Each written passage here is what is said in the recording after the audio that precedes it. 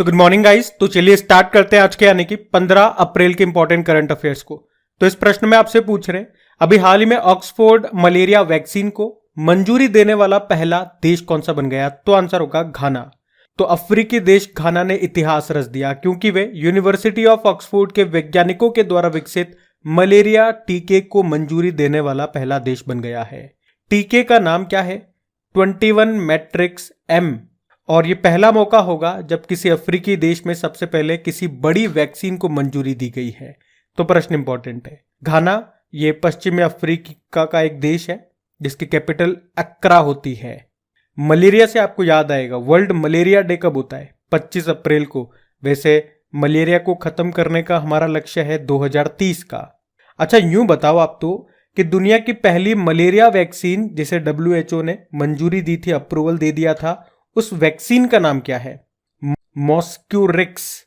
और मलेरिया की बात करें तो ये मादा एनाफिलीज मच्छर के काटने से होता है क्योंकि उसमें एक प्लाज्मोडियम नाम का एक परजीवी होता है। जब वो काटता है तो वो परजीवी हमारे ब्लड में आ जाता है। ये तो बात हो गई मलेरिया की। अगर आपसे पूछे कि डेंगू जो होता है, डेंगू ये किस मच्छर के काटने से होता है? तो डेंगू ये मादा एडीज एजिप्टीज मच्छर के काटने से होता है। और वर्ल्ड डेंगू डे होता है 16 मई को। ये भी ध्यान रखना साथ में। बढ़ते आगे। चलो फिर बताओ, यूके स्थित ब्रांड फाइनेंस की नवीनतम रिपोर्ट के अनुसार दुनिया में सबसे मजबूत भारतीय टायर ब्रांड कौन सा है? तो आंसर होगा MRF। तो यूके की ब्रांड वैल्यूएशन कंसल्टेंसी फर्म है ब्रांड फाइनेंस, जिसने दुनिया में सबसे वैल्यूएबल और सबसे मजबूत टायर ब्रांड्स की एक लिस्ट जारी की है। तो इसमें टॉप पर तो है फ्रांसीसी कंपनी मिशेलिन और दूसरे स्थान पर है MRF। ये भारत की एकमात्र टायर कंपनी है जो टॉप 10 में है इस लिस्ट में। इसमें MRF को AAA- ब्रांड रेटिंग दी गई है।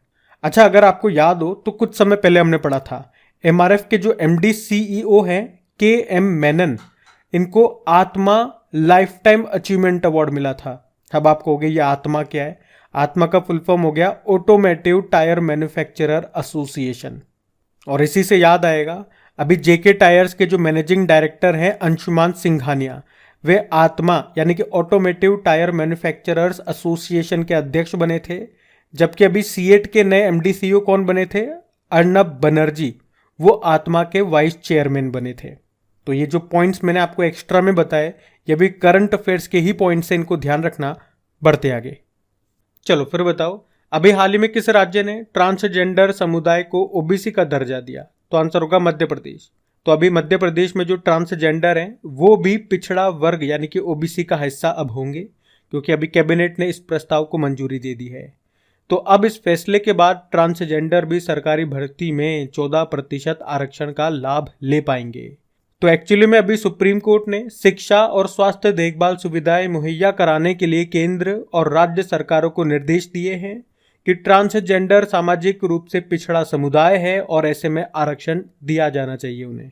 अच्छा ट्रांसजेंडर से आपको याद आएगा कि भारत का पहला ट्रांसजेंडर कम्युनिटी डेस्क कहाँ पे खुला? तेलंगाना में।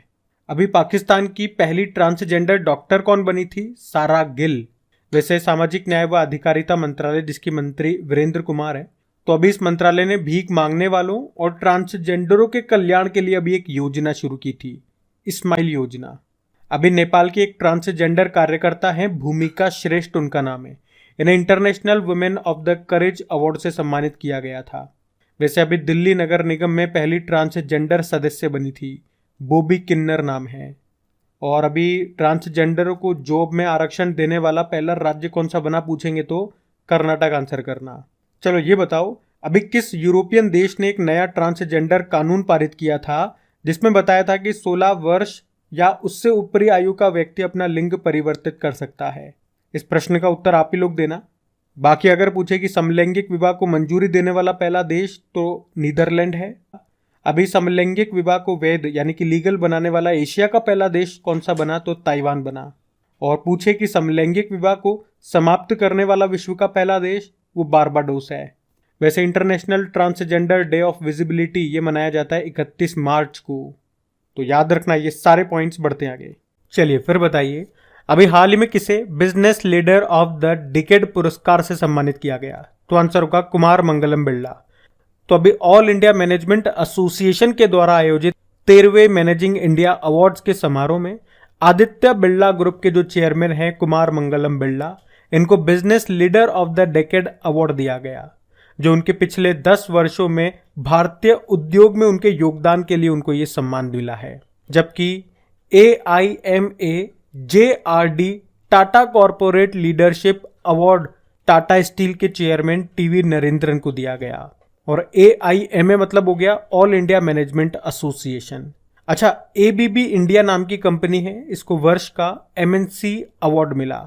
और NPCI national payment corporation of India, जो भारत में खुदरा भुगतान और निपटान प्रणाली का संचालन करता है, उसे वर्ष का उत्कृष्ट PSU पुरस्कार से सम्मानित किया गया।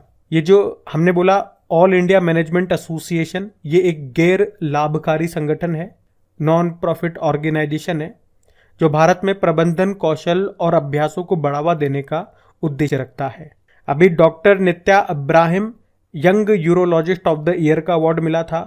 नवीन जिंदल टेक्सास यूनिवर्सिटी ने लाइफ टाइम अचीवमेंट अवार्ड से सम्मानित किया इनको, तो ये नाम भी ध्यान रखना। बढ़ते आगे, चलिए फिर बताइए, हाल ही में विश्व चगास रोग दिवस ये कब मनाया गया? 14 अप्रैल को। तो ट्रिपेनोसोमा क्रूजी परजीवी के कारण होने वाली जानलेवा बीमारी के बारे में जागरूकता बढ़ाने के लिए हर साल 14 अप्रैल को ये वर्ल्ड चगास डिजीज डे के रूप में मनाया जाता है। और इस बार थीम क्या है इसकी? प्राथमिक स्वास्थ्य देखभाल में चगास रोग को एकीकृत करने का समय।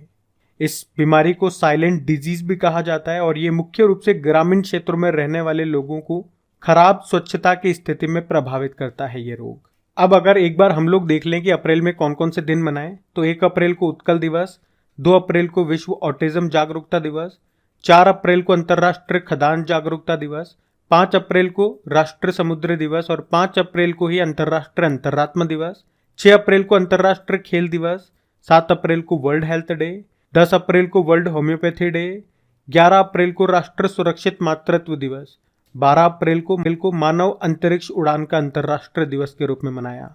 तो ये अप्रैल के इंपॉर्टेंट डेज, इनको ध्यान रखना। बढ़ते हैं आगे, चलिए फिर बताइए, अभी हाल ही में एशियाई कुश्ती चैंपियनशिप 2023 में किसने भारत का पहला स्वर्ण पदक जीता?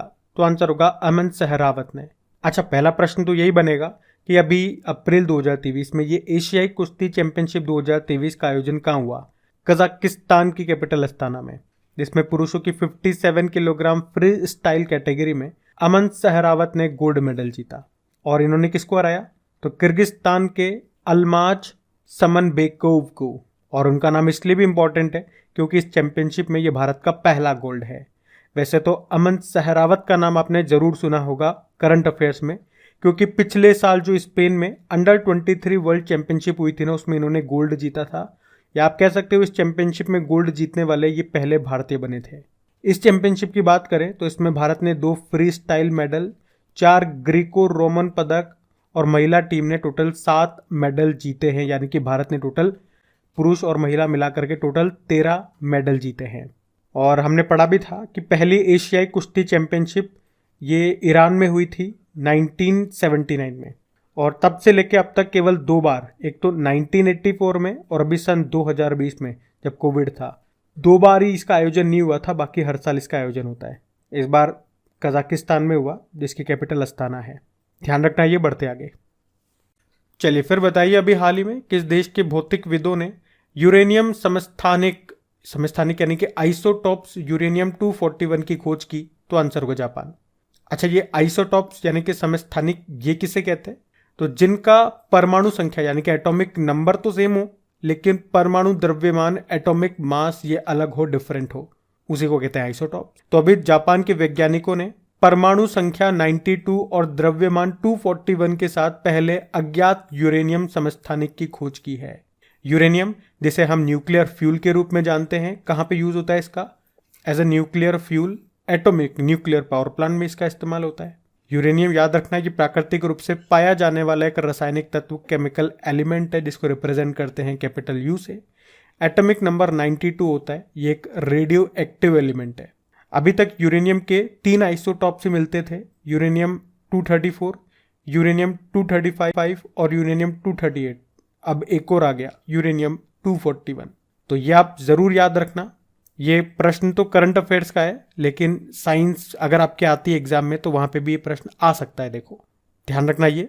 और हाँ, वीडियो के लास्ट में मैं आपको याद दिलाता हूँ तो आप लोग तो भूल जाते हो, इसलिए अभी याद दिला रहा हूँ। अगर सेशन अच्छा लगे तो प्लीज़ इसे लाइक ज़रूर कर देना, नहीं किया तो जब तक मैं बोल रहा हूँ तब तक इसे लाइक कर दो और अपने दोस्तों के साथ भी शेयर कर दो। चैनल पे पहली बार हो, चैनल पसंद आता है तो आपके क्रिक एग्जाम चैनल को सब्सक्राइब कर लीजिए, नहीं करा तो उसके बाद बेल आइकन को प्रेस करके ऑल नोटिफिकेशन को सेट कर लेना, ताकि जब भी वीडियोस अपलोड उसका नोटिफिकेशन सबसे पहले आपको मिल सके। फिर भी अगर नोटिफिकेशन किसी को नहीं मिलता तो टेलीग्राम का लिंक नीचे डिस्क्रिप्शन में है, आप उसे ज्वाइन कर सकते हैं, बिल्कुल फ्री है, वहां से नोटिफिकेशन आपको मिल जाएंगे। यहाँ पे हम वीकली अपलोड करते हैं, डेली करंट अफेयर्स तो आता ही, वीकली आता है, मंथली आता है, अब तो टॉपिक वाइज वीडियोस भी अपलोड हो रहे हैं हर मंथ के, डेली शाम को अपलोड होते हैं, तो उन्हें भी आप देखा करें। छोटे छोटे वीडियोज हैं, 5-5, 7-7 मिनट के, तो बहुत बेनिफिट मिलेगा। मतलब एक ही टॉपिक से संबंधित सारे प्रश्न आपके वहां पे क्लियर हो जाएंगे। जैसे कि हमने मान लो डाला मिलिट्री एक्सरसाइज का टॉपिक ले लो, तो इस महीने में, जैसे मार्च के महीने की बात करें, अभी मार्च के महीने के अपलोड हो रहे हैं, फिर अप्रैल के महीने के आएंगे, तो उस महीने में जितने भी मिलिट्री एक्सरसाइज से संबंधित प्रश्न होंगे ना, वो सारे उस वीडियो में होंगे। अब वो वीडियो चाहे 5 मिनट का बने चाहे 10 मिनट का बने, जितने क्वेश्चन होंगे उसके हिसाब से टाइम हो जाएगा। तो ये वीडियोस आप जरूर देखें, ये बहुत बहुत बेनिफिशियल होगा आपके लिए, क्योंकि एक ही टॉपिक से संबंधित सारे प्रश्न एक ही जगह आपको मिल रहे हैं, इससे बड़ी बात और क्या होगी। बाकी अगर किसी को क्विज सॉल्व करनी है, प्रैक्टिस करनी है, तो क्विज भी आपको मिल जाएगी, पीडीएफ मिल जाएगी क्रिक एग्जाम एप्लीकेशन में, जिसका लिंक नीचे डिस्क्रिप्शन बॉक्स में है। अभी बढ़ते हैं आगे। फिर बताइए, अभी अप्रैल 2023 में हमारे जो विदेश मंत्री हैं सुब्रमण्यम जयशंकर, इन्होंने किस देश में बूजी पुल का उद्घाटन किया? तो आंसर होगा मोजाम्बिक में। एक्चुअली में हमारे जो विदेश मंत्री सुब्रमण्यम जयशंकर हैं, ये 2 अफ्रीकी देशों की यात्रा पर थे, युगांडा और मोजाम्बिक। तो जब वे मोजाम्बिक गए तो वहां पर उन्होंने बूजी पुल का उद्घाटन किया। इसकी खास बात यह है कि भारत ने ही इसे 2023 में बनाया था। ये 700 मीटर लंबा सस्पेंशन ब्रिज है जो बूजी नदी पर स्थित है। इससे पहले जब वो युगांडा गए थे तो युगांडा की कैपिटल कंपाला में तुलसी घाट रीस्टोरेशन प्रोजेक्ट को उन्होंने शुरू किया था। देखो, युगांडा और मोजाम्बिक ये दोनों देश आ गए न्यूज में, तो इनकी कैपिटल याद रखो। युगांडा की है कंपाला और मोजाम्बिक की है मापुटो, ध्यान रहेगा ये। बढ़ते आगे, चलिए फिर बताइए, हाल ही में the great bank robbery, NPS schemes and the future of regulation नाम की बुक को किसने लिखा? तो 2 जनों ने लिखा है, एक है वी पत्ताभिराम और दूसरे हैं सब्यसाची डैश। तो वी पत्ताभिराम और सब्यसाची डैश ने ये बुक लिखी है जिसका नाम है the great bank robbery, NPA यानी कि non performing assets, scams and the future of regulation. तो इस बुक में उन्होंने भारत की स्वतंत्रता के बाद यानी कि 1947 के बाद हुए 11 बड़े घोटालों की चर्चा की है। तो बुक का नाम याद रखना। बढ़ते आगे, चलिए फिर बताइए, भारत पहली वैश्विक बौद्ध सम्मेलन का आयोजन ये कहाँ करेगा? तो आंसर होगा नई दिल्ली में। तो भारत नई दिल्ली में वैश्विक बौद्ध शिखर सम्मेलन की मेजबानी करेगा, जहां दुनिया भर के बौद्ध समुदाय के नेता और विद्वान वैश्विक मुद्दों पर चर्चा करेंगे। इस सम्मेलन का आयोजन करने का उद्देश्य यही है कि बौद्ध भिक्षुओं और प्रथाओं की खोज करके जलवायु परिवर्तन, गरीबी और संघर्ष जैसे समस्याओं का समाधान खोजना। इस बार की थीम क्या है इसकी? दर्शन शास्त्र से अभ्यास तक समकालीन चुनौतियों का जवाब है। आपको याद है भगवान बुद्ध की भारत की सबसे लंबी लेटी हुई मुद्रा में स्टेचू कहाँ बन रही है? बोध गया, बिहार में। लगभग 100 फीट लंबी है ये। अभी हमने पढ़ा था भारत, बांग्लादेश और जापान के बीच में कनेक्टिविटी बैठक का आयोजन हुआ था त्रिपुरा में।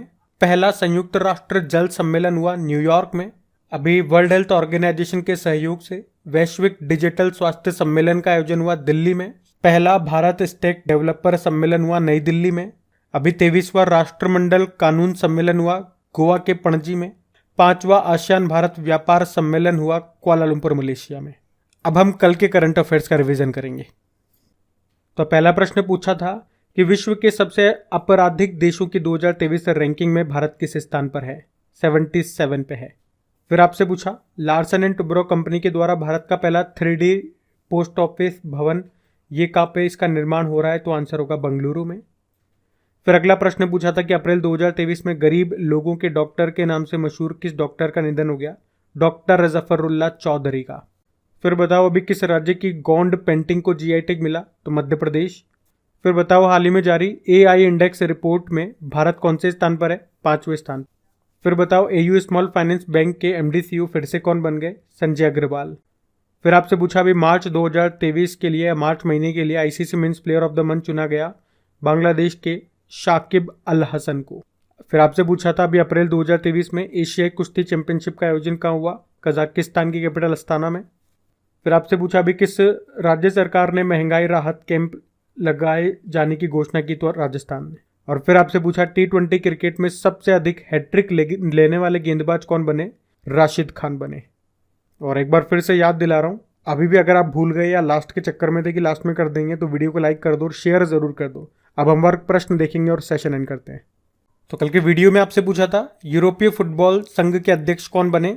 तो आंसर होगा अलेक्जेंडर कैफरीन। आप सभी ने प्रश्न का बिल्कुल सही उत्तर दिया। अब यह रहा आज का आपका होमवर्क प्रश्न।